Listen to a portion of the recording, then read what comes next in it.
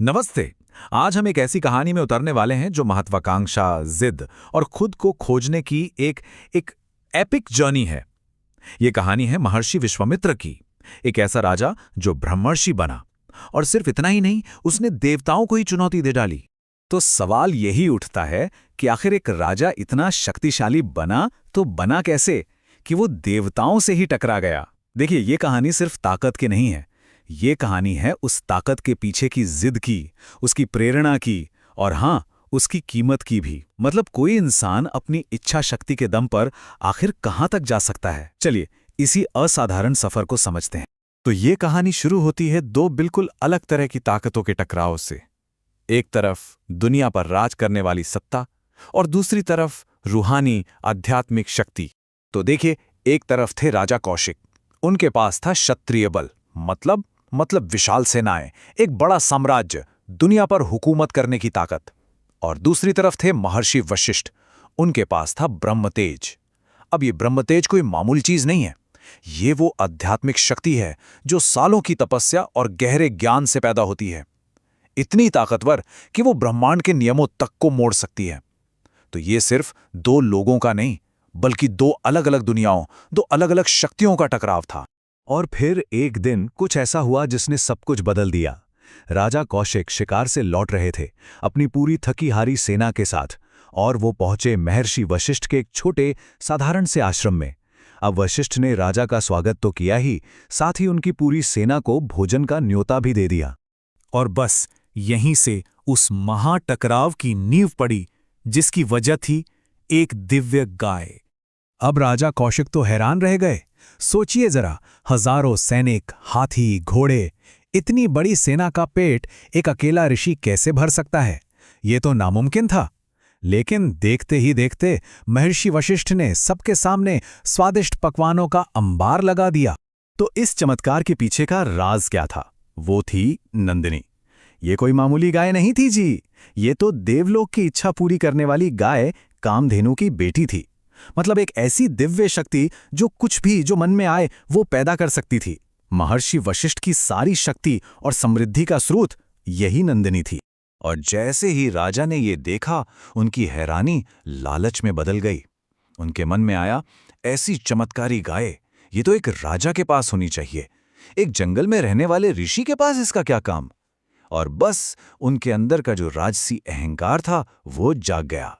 तो कौशिक ने वशिष्ठ से सीधे सीधे कह दिया, महामुनि, ये गाय मुझे दे दीजिए। इसके बदले में आप जो मांगेंगे मैं दूंगा। वो अपनी दौलत से उसे खरीदना चाहते थे। लेकिन वशिष्ठ ने बड़े प्यार से, विनम्रता से मना कर दिया। उन्होंने कहा, नंदिनी मेरे लिए सिर्फ एक गाय नहीं है, वो अनमोल है, मैं उसे नहीं दे सकता। राजा ने जब बात से काम नहीं बना तो बल का प्रयोग किया। उन्होंने जबरदस्ती नंदिनी को ले जाने की कोशिश की। लेकिन तब जो हुआ वो राजा के होश उड़ाने के लिए काफी था। वशिष्ठ के तपोबल से नंदिनी ने खुद एक दिव्य सेना पैदा कर दी, और उस सेना ने राजा कौशिक की लाखों की फौज को पल भर में धूल चटा दी। पहली बार क्षत्रिय बल ब्रह्मतेज के सामने बुरी तरह हार गया था। ये सिर्फ एक हार नहीं थी, ये राजा कौशिक के लिए एक जबरदस्त अपमान था। और इसी अपमान की आग से उनके जीवन का एक बिल्कुल नया अध्याय शुरू होने वाला था।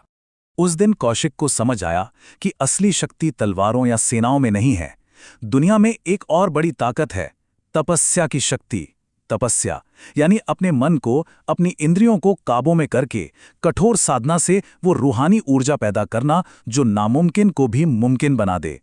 और बस उन्होंने अपना राजपाट, अपना सब कुछ त्याग दिया और उसी एक शक्ति को पाने के लिए हिमालय की तरफ चल पड़े। अब ये सफर कोई कुछ दिनों या सालों का नहीं था, ये हजारों साल लंबा और मुश्किलों से भरा था। देखिए, अपनी शुरुआती तपस्या से उन्होंने दिव्य हथियार तो हासिल कर लिए, पर जब वो फिर वशिष्ठ से टकराए तो उनके ब्रह्मदंड के आगे वो हथियार भी बेकार हो गए। उन्होंने और तपस्या की सदियों तक, तब जाकर ब्रह्मा जी ने उन्हें राजर्षि का पद दिया। मतलब एक ऐसा इंसान जो राजा भी है और ऋषि भी। पर कौशिक यहां रुकने वाले नहीं थे। उनका लक्ष्य तो सबसे ऊंचा था, ब्रह्मर्षि बनना। देवताओं ने भी उनकी तपस्या में बाधा डालने की कोशिश की, अप्सरा मेनका को भेजा, और हां, वो कुछ समय के लिए भटके भी। लेकिन विश्वामित्र की जिद देखिए, उन्होंने हार नहीं मानी, बल्कि अपनी तपस्या को पहले से भी ज्यादा कठोर बना दिया। तो अपने इस जबरदस्त तपस्या से विश्वामित्र ने ऐसी शक्तियां हासिल कर लीं कि वो अब ब्रह्मांड के नियमों को भी चुनौती दे सकते थे। और बहुत जल्द इन शक्तियों को आजमाने का एक बड़ा मौका उनके सामने आ खड़ा हुआ। हुआ यूं कि एक राजा थे त्रिशंकु। उनकी एक अजीब इच्छा थी। वो अपने इसी शरीर के साथ स्वर्ग जाना चाहते थे। अब उनके गुरु जो महर्षि वशिष्ठ ही थे, उन्होंने साफ मना कर दिया कि ये प्रकृति के नियम के खिलाफ है। त्रिशंकु ने जब उनके बेटों से मदद मांगी तो उन्होंने गुस्से में आकर उसे श्राप दे दिया। अब बेचारे त्रिशंकु हर तरफ से निराश होकर पहुंचे विश्वामित्र के पास। विश्वामित्र के लिए ये वशिष्ठ को गलत साबित करने का एक और मौका था। उनका अहंकार अभी भी जिंदा था।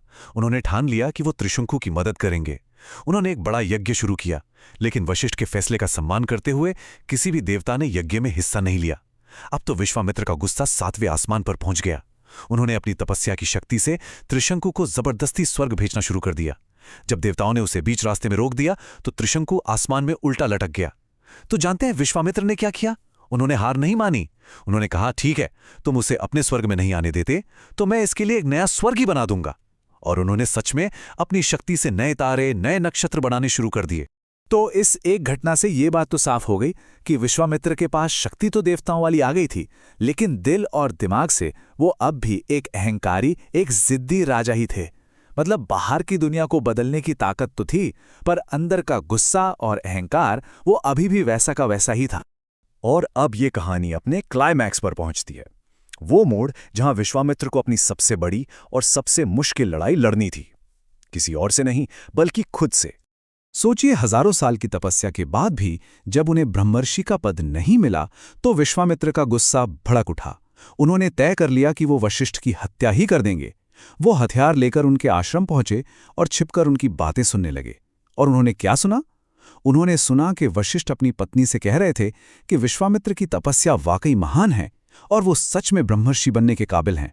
बस ये शब्द सुनते ही विश्वामित्र का सारा गुस्सा, सारी नफरत ग्लानि में बदल गई। उन्हें पहली बार साफ साफ दिखा कि उनका असली दुश्मन वशिष्ठ तो कभी थे ही नहीं। उनका असली दुश्मन तो उनका अपना अहंकार, उनका अपना गुस्सा था।